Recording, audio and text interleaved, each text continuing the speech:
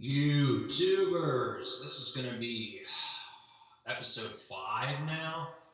I was actually going to try to do these kind of weekly, especially with like work or school coming up, things like that, but things have been kind of open right now, so I've been able to kind of tackle things while I can, and while I can, I'm going to do that. I'm going to do as many of these as I can, and kind of try to get those out there so that if people do feel obliged to kind of come in and start checking out stuff, looks like a lot of people have at least liked the page, which is good.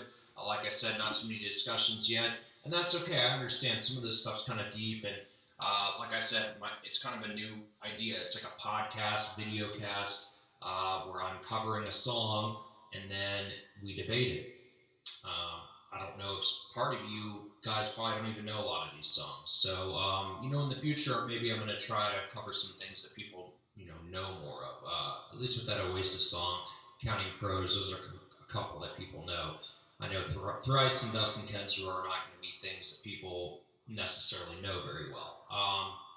Okay, so for instance, today, episode 5, we're going to be looking at City and Color, which is a really nice euphemism that Dallas Green came up with. Get it? City and Color, Dallas and Green. Yeah. Anyway, City and Color is amazing. I will be covering a lot of singer-songwriters, some of the best, like Elliott Smith, like, in my opinion, Dustin Kensrue, Brian Fallon, some of the new and upcomers, I guess. Elliott Smith would probably be my favorite all-time singer-songwriter, and trust me, I'll have plenty of him to come. Don't worry out there, Elliott Smith fans. But for me, this guy was a singer, guitarist, whatever, in Alexis on Fire, which was like a post-hardcore kind of, almost like a Thrice-y kind of band, but totally different image, different style, in my opinion.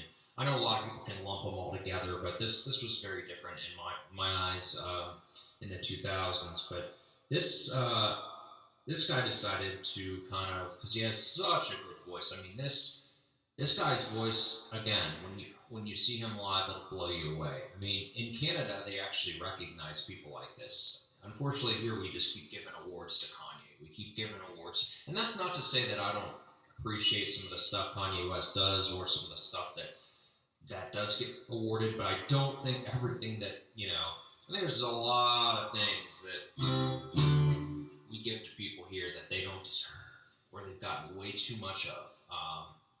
There's a reason the whole 1% thing comes around and just makes me sick. But anyway, in Canada, there's something called the Juno Awards, which is the equivalent of the Grammys, and Dallas Green, City and Color, that we're covering today, is actually from there. So he won a Juno Award for his first album because it was so amazing and so good. So he has a beautiful voice. He's a very good guitarist as well.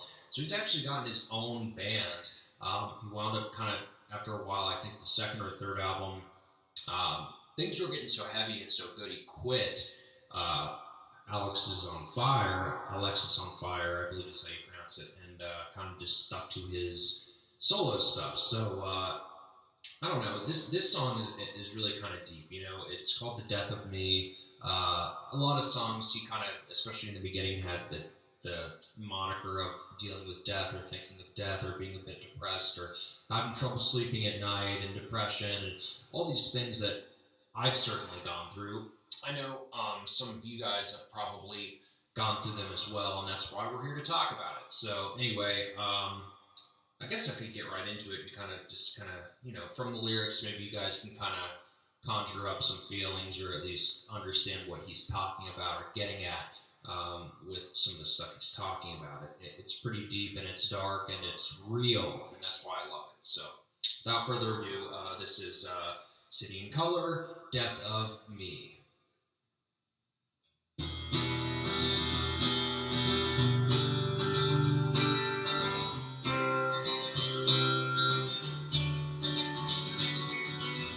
I have nothing good left to say. Do I need whiskey to start fueling my complaints? People love to drink their troubles away. Sometimes I feel that I'd be better off that way. 'Cause maybe then I could sleep at night. I wouldn't lie awake until that morning light. This is something that I'll never control. My nerves will be the death of me, I know. I know.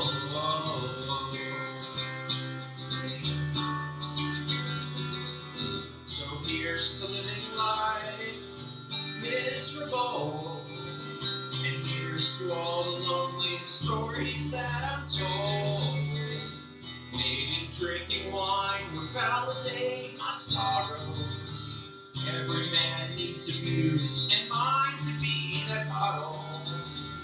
Maybe then I could sleep at night. It wouldn't be vacant till that morning light. This is something that I'll never control. My nerves will be the death of me. Finally I could hope for a better day. No longer holding on to all those things that cloud my mind. Maybe then the weight of the world wouldn't seem so heavy. But then again, I probably always feel this way.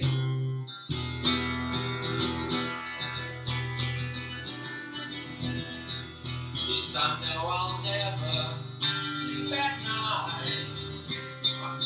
I'll always lie awake until that morning light. This is something that I'll never control. My nerves will be the death of me. My nerves will be the death of me. My nerves will be the death of me. I know.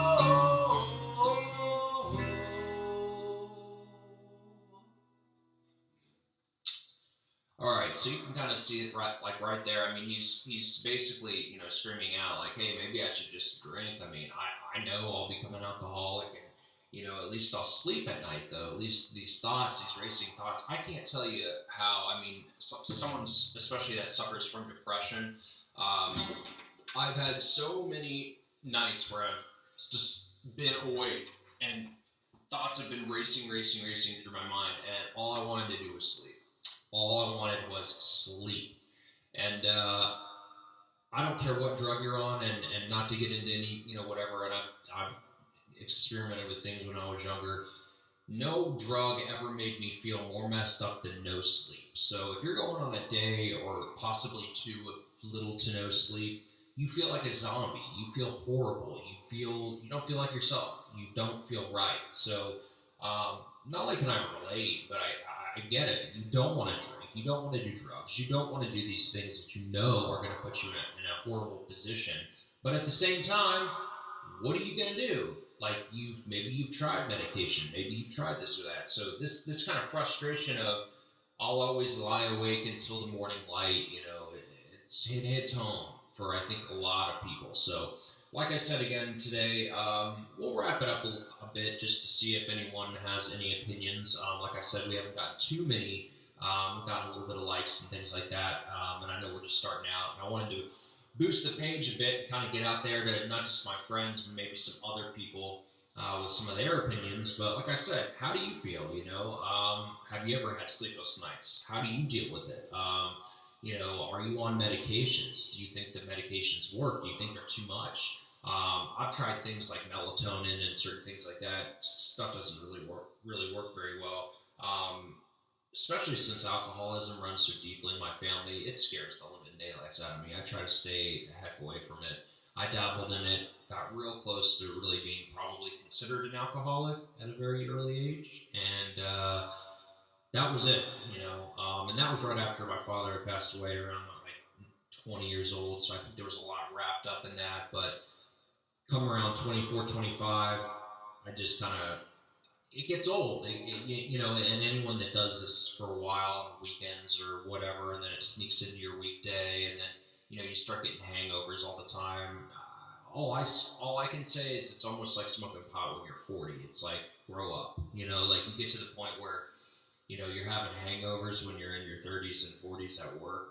It's a little weird. I mean, New Year's Eve, birthday parties, St. Patrick's Day, things like that, weddings. Okay, I get it. Like people like to have a good time. I'm not here to judge. God, am I not here to judge? I've done everything in the book and said every horrible thing in the book or whatever, but I'm just saying, you get to a point in life where you don't want to use that stuff anymore to sleep or to do whatever. You want to be normal. You just want to be able to sleep, for Christ's sake. So the whole Death of Me song, like basically saying, this will be the death of me. It's killing my nerves. It's destroying my will to live. Couldn't agree more, man. I have been through so many nights like that. So anyways, more importantly, this is City and Color. And this is off the album, I'm trying to remember, this would have been his second album. So his second album would have been something about love. I don't know. I'll have to look that up because it's been a while. But, I have all his albums. But it's one of my favorite albums. His second album just blew me away and made him one of my favorite singer-songwriters. So if you haven't checked him out, check out Dallas Green. He goes by City and Color. And he even did a side project called You and Me with Pink. Who doesn't know who Pink is? So yeah, Pink is a pretty pop star, but imagine, like, she has a beautiful voice, and so for her to tone it down a bit, not with all the pop sensation, and to do a little singer-songwriter with him, man, that's another great album. So I recommend both of those. You and Me, which features Pink and Dallas Green from City and Color, and then also City and Color. Check out any of his albums. Oh, okay, this album's called Bring Me Your Love. So this song is called Death of Me, and of course I'll put that up here, but the album's called, what I had just said or whatever. I already forgot it. Bring Me Your Love. And there's even a song called, Bring Me Your Love Tonight. So whatever. Anyhow, thanks for tuning in today, guys. Episode 5, City and Color, Death of Me. I hope you guys enjoyed it. Take care of yourselves. Have a good week. And hopefully I'll have number 6 up soon. Peace. Take care, guys.